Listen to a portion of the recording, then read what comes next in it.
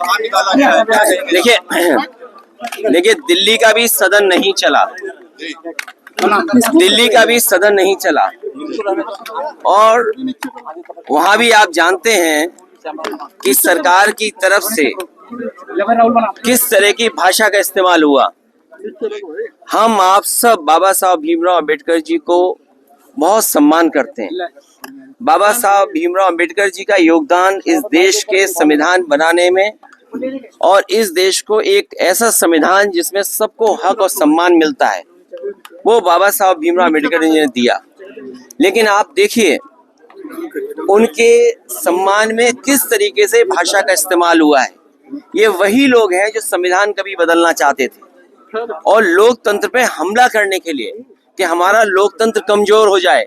लोकतंत्र वो है जिसमें हम लोगों की बातों को सुनते हैं, हर इंसान को जोड़ करके लोकतंत्र है। लेकिन ये लोग मन विधान से चलने वाले लोग एक तंत्र पसंद करना चाहते हैं। ये तो हालत दिल्ली की है। और यूपी की हालत जो है, हमारे जो मुख्यमंत्री जी, उनकी भाषा तो ऐसी है कि अगर आप सुने तो आपको भी गुस्सा आ जाएगा। उनकी जो भाषा सदन में है वो शायद डेमोक्रेटिक नहीं है, एक सम्मान की भाषा नहीं लगती है। अगर राइट टू स्पीच है तो कहीं ना कहीं हमें राइट फॉर सम्मान की भी बात करनी पड़ेगी। हमारा सम्मान तो कोई भाषा ऐसी इस्तेमाल करे जिससे सम्मान हो, और वही स्थिति आज बनी है कि सरकार के मंत्री, डिप्टी सीएम की जो भाषा थी वो ठीक नहीं थी। आप किसी को उपनाम से कैसे बुला सकते हैं? एक कॉन्स्टिट्यूशनल पोस्ट है, कॉन्स्टिट्यूशनल पोस्ट में बैठे हुए किसी भी व्यक्ति को सम्मान से ही बुलाया जा सकता है। लेकिन जानबूझ करके सरकार, क्योंकि बुनियादी सवालों का जवाब उनके पास नहीं है। आप किसी अस्पताल में चले जाएं, किसी भी सीएससी पीएससी में चले जाएं, किसी गरीब को इलाज नहीं मिल पा रहा है।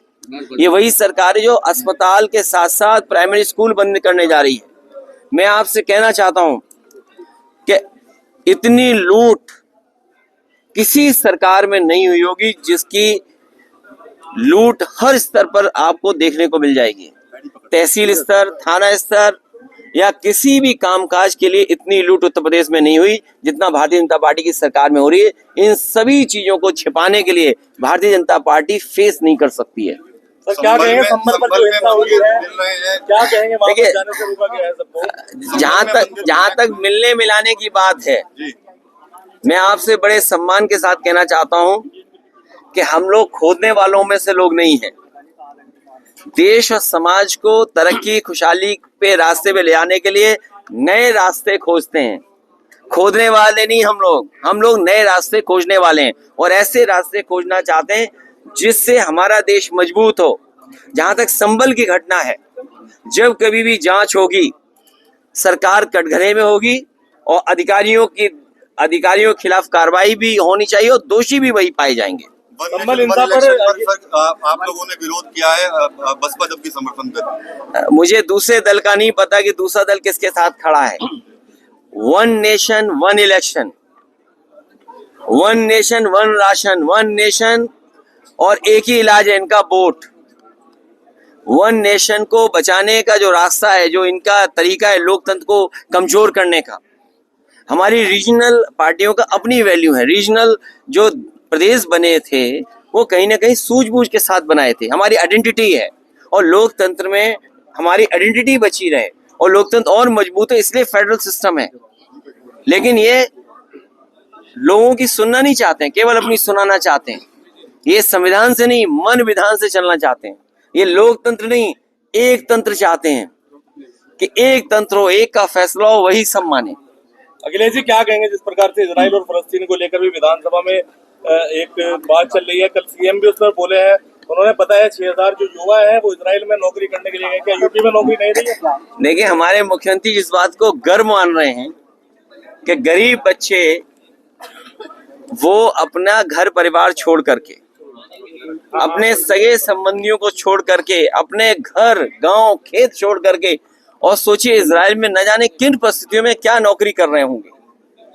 किसी कोने में आप चले जाएं, लेकिन जो घर में रोजगार नौकरी कर करके सम्मान आप पा सकते हैं वो दूसरे कोने में नहीं पा सकते हैं। और सरकार अगर यही गर्व करती है तो जितने बच्चों को नौकरी दिलाई है उन बच्चों की सूची जारी करें और सूची जारी करते समय ये भी सरकार बताए कि वो बच्चे किस तरह का काम वहाँ कर रहे हैं और किस तरह का काम उनसे लिया जा रहा है। बांग्लादेश के हिंदुओं पर सभी पार्टियां मौन है, आप क्या कहना चाहेंगे इस बारे में? कोई पार्टी मौन नहीं है, पूरा देश ने जान लिया है ये सरकार बहुत कमजोर है, पूरे देश ने जान लिया है।